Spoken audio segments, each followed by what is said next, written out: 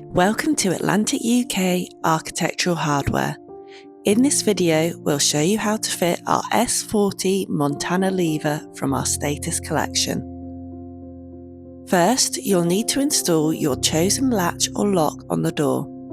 You can find fitting guides for our latches on our channel. In this video, we have already installed our Atlantic 3-inch bathroom lock. First, remove the spindle from the levers. Place the spindle in the latch follower, making sure it is sitting central within the door, as well as square to the door face.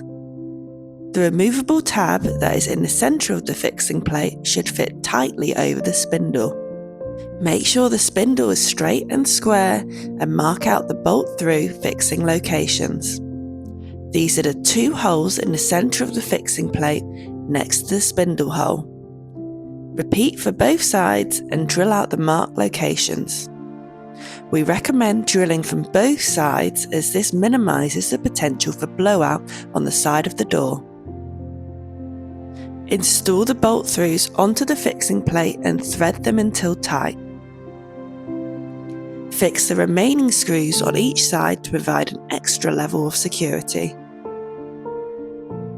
Once both fixing plates are installed and have been checked they line up, break off the central removable tab for the spindle from both fixing plates. Place the lever on the spindle and push all the way until it sits flush with the door. Use an Allen key to tighten up the grub screw on the bottom of the rose and second grub screw on the bottom of the lever. When doing this, make sure the split and groove in the spindle is facing down towards the grub screw in the lever. Once both sides are installed, check the lever works smoothly. For more information, fitting guides, and to explore our full range of high-quality door handles and hardware, visit us at atlantichandles.com. Thanks for watching.